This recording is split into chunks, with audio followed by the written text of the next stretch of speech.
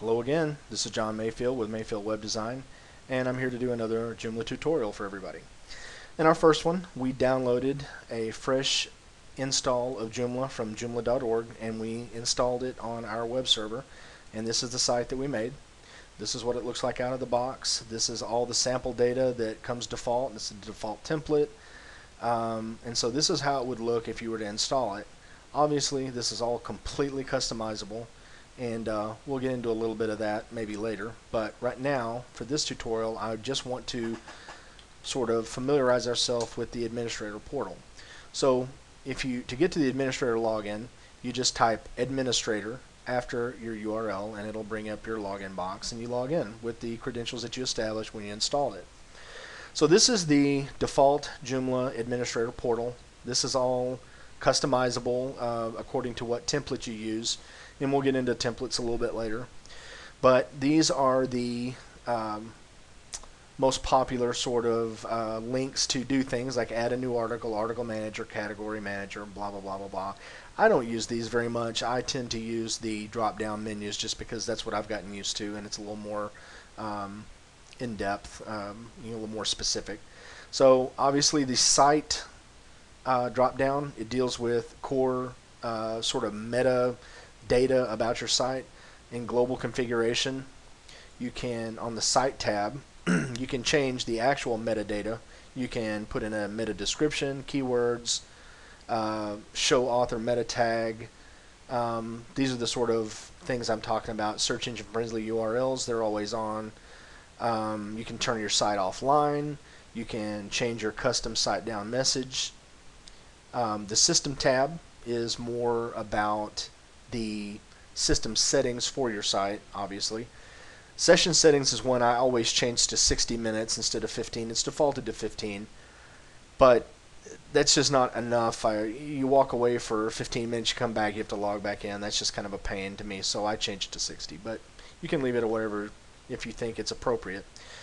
Server information is mostly behind the scenes stuff, your DB name and your webmail information. So here's where, if you wanted to change the name of the from email that your site was sending email to your users, this is where you would change that. Permissions is it's very, very in-depth, very useful, but very complicated, and this is where if you have a social media site and you have different levels of users, this is where you would assign permission levels for specific user groups. It's very useful if you're running sort of a social media site like a Pinterest, something sort of thing like that, where you are going to have a lot of different people, and you may want to have different access levels. To be honest with you, text filters I've never used, but I assume that it's just what it says, or you can filter one word to say another. The user tab is useful if you are running a site that has a lot of users, like a social networking site or a forum site, or some sort of something where people were going to be needed to be divided in, so that needed to be divided up so that you could have certain content that was available to some people and certain content that's available to others. There are components that you can install that will allow you to have different access levels based on subscriptions if you had if you are taking money for different levels of content on your site, so forth and so on. Menu is just that. Menus, all these are the default menus that it makes, that it comes with. I tend to delete most of these except for the main menu, but you can create as many as you want. This is the main menu, so this is where you would add or take off items for this, and again, all the controls that you need are up here. So new menu item. I'm not going to get into how to do that because that's pretty in-depth in itself, and I just kind of want to gloss over the administrator portal and get everybody familiar with that first. But we will be going through all these and using them. The content tab is for all your content needs. Here's your article manager. These are all the default articles. You can look at your categories, and you can create as many categories as you want. You can nest them. You can have subcategories of subcategories of subcategories if you needed to do that. And it's useful if you're going to have a lot of content and you want to keep it straight as far as like what is for what. And it's necessary, obviously, if you're going to have graduated levels of access for your users. Featured articles are the front page articles, and so you can see that these are the articles that we have on the front page. And to view the site, up in the top right is a little link that says View Site. So view that, and this is very useful to have it open while you're editing because you can see the changes real time. For example, we'll take the beginners article off of front page status, and we'll come back here and hit F5 to refresh, and it's gone. So that's just kind of a useful thing to see the changes as you make them. Now we're getting into the extensions. The extensions for Joomla are basically what makes Joomla Joomla. Components are, I would compare those to apps. They are programs or applications that extend and really make different functionality for your site, but they work on the Joomla framework. So they have to be installed just like all the other extensions. But these are usually large pieces of your site, like a rental property component or a job search component or something like that, if you were going to have a staffing solution for your website. The other two kinds are modules and plugins. Modules are things that appear on your site in a module position. And I want to talk about that in just a second, but right now I wanted to just go over plugins. Plugins are small pieces of script that can extend the functionality of something else you have on your site, like a Facebook share button or a pin it to Pinterest button. Those would be examples of plugins, and they are things that just take something that you already have, like content or something of that nature, and extend the usefulness of it.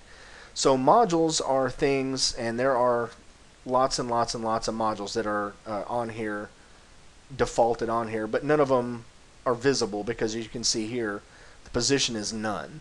So these are just things that they put in the sample build, but they're really not visible yet.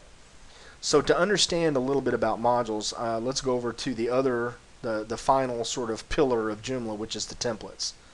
So these are the default templates.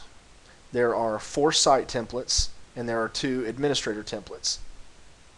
And this is one of the things that I think when I first got started doing Joomla that I thought was just so cool, is that you could do something as simple as changing the template and completely change the feel of the website. And I'll show you what I mean. So this is what we have right now as our website.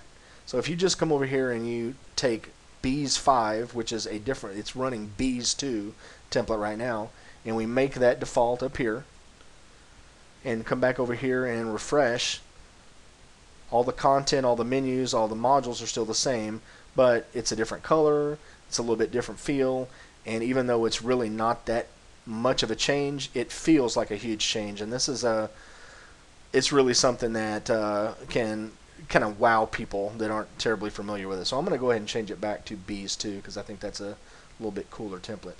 Okay, so to look at the positions that you have available for modules, on this particular administrator template, to view the module positions, you come over here to where the name is, and you just click this little button that says Preview. And so here's going to show you, this is the Joomla site, and here's the positions. So this one is called Position 0. This one is called Position 7. It's hard to read, I know. Position 7, Position 12, Position 6, Position 8, yada yada yada, on and on and on. Position 10, Position 9. I don't know why they just gave them numbers. Most templates will have this position would be right, this position would be, this position would be left, this position would be right, this position would be header, this position would be footer, and so forth and so on. And the more complicated the template, it could have 70, 80 different module positions.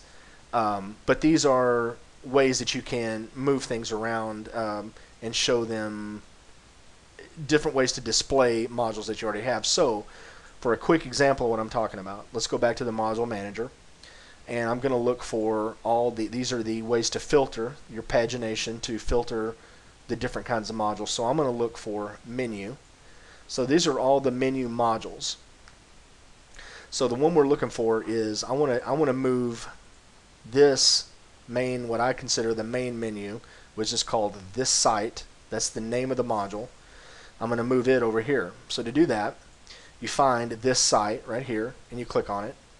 And these are the module parameters. So right here you could change the menu that it's displaying. You could change it to this menu or this menu or this menu. We'll leave it on main menu.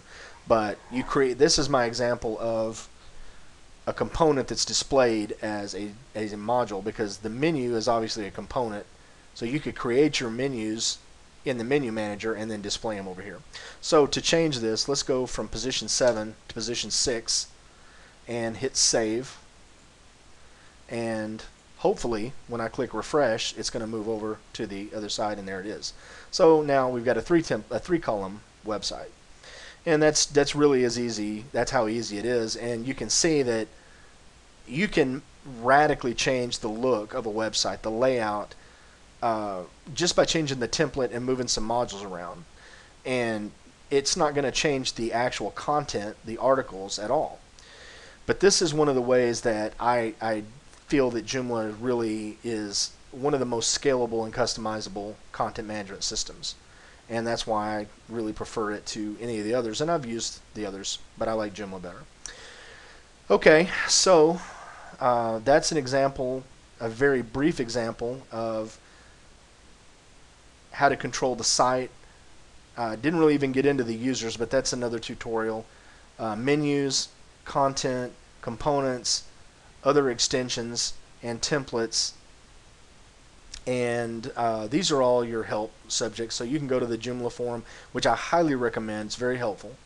And that's going to do it for this tutorial. I know that this was very sort of disjointed and didn't get into any of it, but there's just too much data to really go in depth on all of it. But in later ones, trust me, I will be going over how to create an article, how to add a content, how to add an image to a content, how to create a custom module, how to install modules, how to find modules, which templates are the best, which template systems are the best. So we'll go over all that. If you have any questions, please post it in the comments below, and I promise I will be checking this and I will get back to you, and may even make a video for it. I'm really looking for input from the community. Joomla has an incredible community, and I'm really looking for input as to how I can make these better, other than just not doing them anymore. But I would like to hear your comments, and so that's going to do it for this one, and thanks for your time.